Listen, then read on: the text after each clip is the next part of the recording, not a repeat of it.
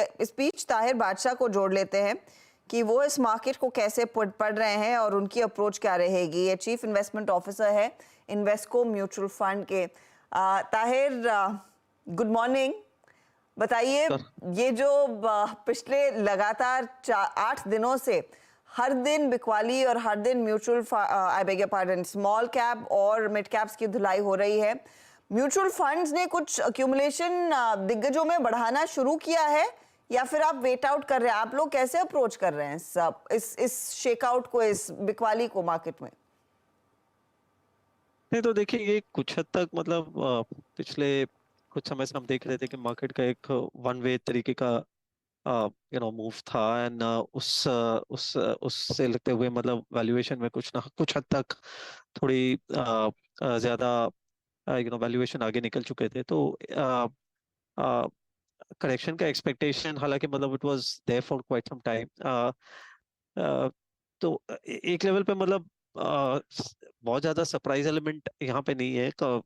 मतलब मुझे लगता है कि फिर भी ओवरऑल देखिए, जो फंडामेंटल प्रोपोजिशन है which is basically with regard to the overall domestic economic का जो ग्रोथ है, और प्लस जो ड्राइविंग इंपॉर्टेंट ड्राइवर्स है इकोनॉमी के, वो अभी भी हमारे हिसाब से इंटैक्ट है। मतलब एज ऑफ नाउ टेक्निकली शायद मार्केट थोड़ा आगे निकल चुका था कंपेयर टू द फंडामेंटल्स। तो उस तरीके से हम देखें तो एक करेक्शन की उम्मीद बनी हुई थी। एंड वो शायद हमने देख भी ली है। मतलब we have seen almost an 8-10% correction particularly in the broader market.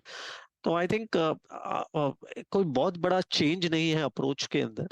हालांकि कुछ चीजें जो है, जो हम चाहते थे थोड़ी सस्ती में मिल जाए या वैल्यूएशन उसमें और ज्यादा कंफर्टेबल हो जाए, वहां पे भी अब ओपनिंग्स नजर आ रही है। So I think it is becoming a market जहाँ पे it's a somewhat happy situation to be in अभी, जहाँ पे हम अभी और थोड़ा कंस्ट्रक्टिवली निवेश कर कर सकते हैं अक्रॉस सेक्टर्स। ऐसे कोई बड़ी चेंज इन पोजीशनिंग या पोर्टफोलियो की रीऑर्गेनाइजेशन का काम हुआ नहीं है हमारे एंड पे। लेकिन ताहिर, नेक्स्ट ट्रिगर क्या रहेगा इस मार्केट का? क्योंकि अब तक हमने जो बड़े इवेंट्स थे वो देख लिए, क्या वो पॉसिबल पूरा पोर्टफोलियो रिजेक्ट पोस्ट इलेक्शंस ही देखने को मिलेगा? तब तक ज्यादातर लोग साइडलाइन पर रहेंगे। आई थिंक देखिए, ट्रिगर्स की अगर बात करें तो एक trigger will be even before the elections will be कि आउटलुक मॉनसून के लिए क्या बनते जा रहा है। उसकी कुछ एविडेंस शायद हमें आने वाले कुछ हफ्तों में मिलना शुरू हो जाएगी। एक आध महीने से, यहाँ से अब एक आध महीने के दौरान में हम उसके बारे में चर्चा करने लगेंगे। तो आई थिंक ये एक इम्पोर्टेंट एलिमेंट हो सकता है, क्योंकि रूरल मार्केट्स जो है और थोड़ी जो lower end of the income pyramid वाला जो हिस्सा है, वहाँ पे प्रदर्शन थोड़ा वीक रहा है, स्पेशली इकोनॉमी का और कंजम्पशन का। और कुछ सालों से अभी वहाँ पे वीकनेस चल रही है। तो आई थिंक एक उम्मीद वहाँ पे जरूर बनी रहेगी। एंड स्पेशली अगर मॉनसून की फोरकास्ट या एल नीनो वगैरह के जो एलिमेंट्स है उसको अगर हम उसका कुछ पॉजिटिव निष्कर्ष अगर आता है, तो I think that will provide some improvement in the sentiment of the market. And एक शायद ट्रिगर भी हो सकता है, बिकॉज वहाँ पे वैल्यू कुछ हद तक बढ़ती जा रही है और अपॉर्चुनिटीज हो सकती है। Second, of course, as we go along will be from a domestic standpoint से बात करें तो ऑब्वियसली इलेक्शंस और उसके आउटकम पे जो मार्केट की श्रद्धा है, और अगर वो ठीक से मतलब टेस्ट हो जाता है, and that clearly will be an important driver. बीच में from a global standpoint दो चीजें रेलिवेंट रहेंगी। स्पेशली ऑयल की जो मूवमेंट है, वो हमने कुछ दिनों में, एक्चुअली पिछले कुछ दिनों में इवन ऑयल प्राइसेस को ऊपर बढ़ते हुए देखा है। करीब करीब 80 से $87, ऑलमोस्ट 7-8% इंक्रीज हमने देखा है, which is at this stage अभी भी कुछ ऐसा अलार्मिंग नहीं है, लेकिन हमें उस पे मतलब थोड़ा शायद उस पर अटेंशन देना पड़ेगा। And the other thing which will matter is the movement of interest rates. तो as we know, quite a few central banks are lined up to take their decisions on interest rates in the next few days. तो I think that will also, वो एक हमेशा से continuing event रहता है पिछले 1-1.5-2 साल से। So I think these are the, जहाँ तक इवेंट्स की बात करें या ट्रिगर्स की बात करें, तो these could be the triggers one way और द अदर, डिपेंडिंग अपॉन उनका आउटकम कैसे डेवलप होता है। ताहिर, गुड मॉर्निंग, वीरेंद्र बोल रहा हूँ या डिस्ट्रीब्यूटर से। हाय। एक स्पेस जो कि सडनली बहुत डिलेमा में है और बहुत दुविधा में है। मिड फरवरी तक काफ़ी अच्छा पैसा बना, वो था पीएसयूज का जंग, बट पीएसयूज को भी बाइसेक्ट करके और उसमें से आप अगर ओएमसीज को देखें, पहले क्रूड कमज़ोर था, अच्छी बात थी। अच्छे अगर आप देखें ये मनी मेंटेन कर रहे थे उस प्राइस पे, फिर सडनली आप देखें price cut, LPG prices cut, और उसके बाद क्रूड का 87 की ट्रैजेक्टरी में आना जाना। आप ओएमसीज को कैसे रीड कर रहे हैं इस वक्त इस प्राइस पर? नहीं, देखिए, ओएमसीज ने एक अच्छा प्रदर्शन किया है, specially stocks have done very well, and कुछ हद तक उनके लिए पॉजिटिव ड्राइवर्स भी रहे हैं पिछले, जैसे आपने बताया, oil prices have been favourable, और यू नो उनकी जो रिफाइनिंग और मार्केटिंग मार्जिन है वो भी ऊपर की तरफ चल रही थी।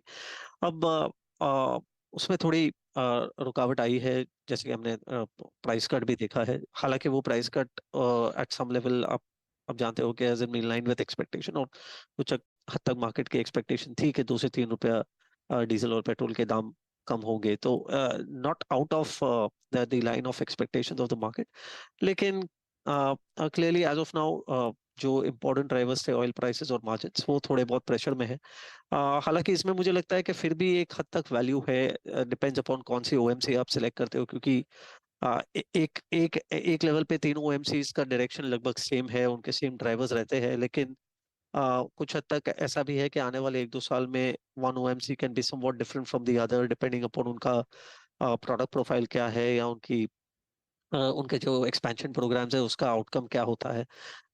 किसी का रिफाइनिंग या किसी का मार्केटिंग कंपोनेंट ज्यादा होता है, तो कुछ हद तक डिफरेंसेस भी है, लेकिन एक हद तक सिमिलरिटी भी है। तो मुझे लगता है कि it will also depend on आप विद इन द 3 ओएमसीज कौन से ओएमसीज का चयन करते हो, that also might probably make a difference. तो एक एक तरीके से डिफरेंशिएटेड परफॉर्मेंस आने की संभावना है between the 3 prominent oil marketing companies.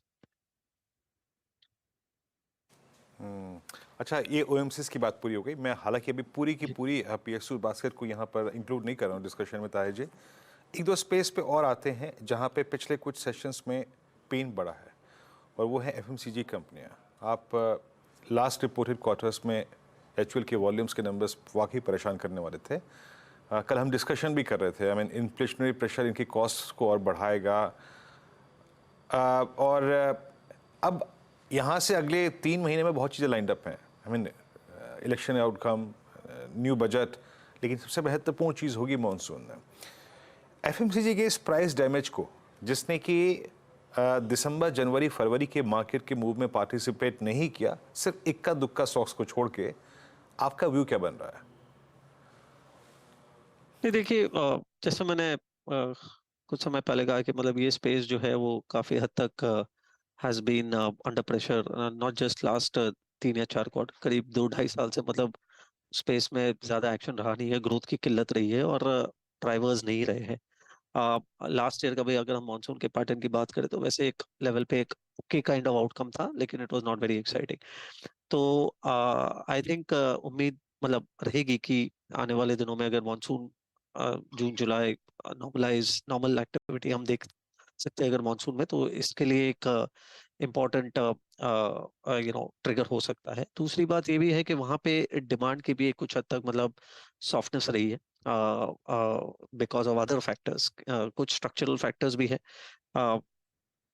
जैसे कि for example in the last 1 or 2 years, last 5-6 years rather, government की पॉलिसी टुवर्ड्स एमएसपीज जो रही है वो शायद it's not been very remunerative वो सेक्शन ऑफ द मार्केट के लिए। तो एक लेवल पे वो एक स्ट्रक्चरल इशू, स्ट्रक्चरल मैटर रहा है। कुछ हद तक हमने इन्फ्लेशन भी देखा है इन द लास्ट 1-1.5 years, जो थोड़ी बहुत वो भी एक कंजम्पशन पावर को हिट करती है, कर रही थी इन the last 2 years। So I think अगर हम इंटरेस्ट रेट्स, इन्फ्लेशन का भी अगर ट्रेजेक्टरी थोड़ा नरम होते हुए अगर हमें दिखाई दे, और साथ ही साथ ये मॉनसून का जो आपने बताया उसका भी अगर हम पॉजिटिव आउटकम अगर हमें देखने मिले, तो मुझे लगता है कि यहाँ पे एक पॉसिबिलिटी बन सकती है फॉर अ रिबाउंड, ग्रोथ की रिबाउंड भी हो सकती है। कुछ हद तक वैल्यूएशंस भी जो शायद इतने चीप नहीं है, लेकिन उनके एवरेज से थोड़े ओवर लोअर एंड पे है, तो उसमें भी थोड़ी बहुत बढ़ोतरी हमें दिख सकती है। तो आई थिंक यहाँ पे एक केस बन सकता है। Start with FM. देखिए हम आ, अगर इसी सेगमेंट में अगर हम देखें lower end of the market या एफएमसीजी टाइप ऑफ प्रोडक्ट्स या जहाँ पे लो टिकट टू व्हीलर्स का अगर हम एग्जांपल ले ले, तो पिछले कुछ दिनों में कुछ महीनों में हमने देखा है कि टू व्हीलर्स में हमने अच्छी खासी बढ़त देखी है, ग्रोथ भी आई है और स्टॉक्स ने भी अच्छा किया है। तो एक ये आगे जाके ये हो सकता है कि दिस ये बहुत सारी ऐसी कैटेगरीज जो जुड़ी हुई है, और maybe two wheelers is a first indicator, और शायद it might spread to other products as well in the consumption basket.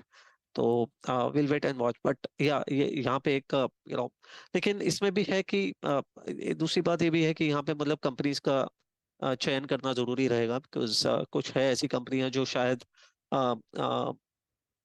Industry average से ज्यादा ग्रो कर पाए, और शायद उनके those might probably make better investments than some of the others. So it may not necessarily benefit the whole sector.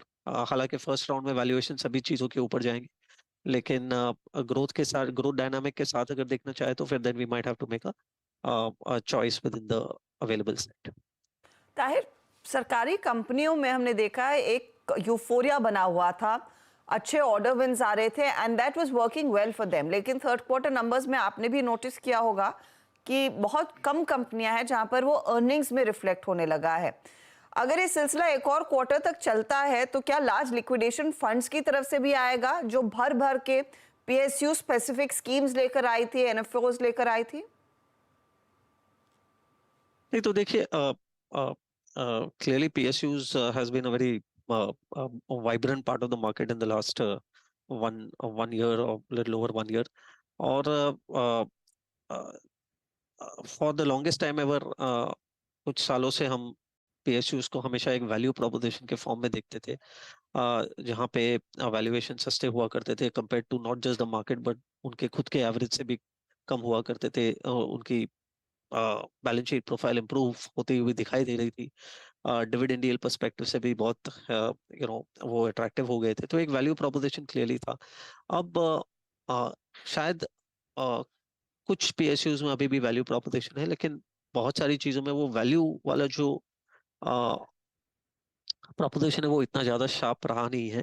उनको growth के नजरिए से देखना शायद थोड़ा ज्यादा इंपॉर्टेंट और रेलेवेंट हो जाता है आज। और शायद उस हद तक उनको लगभग करीब करीब प्राइवेट सेक्टर कंपनीज के के कंपैरिजन में ही उनको भी देखना पड़ेगा from a growth stroke valuation stand point.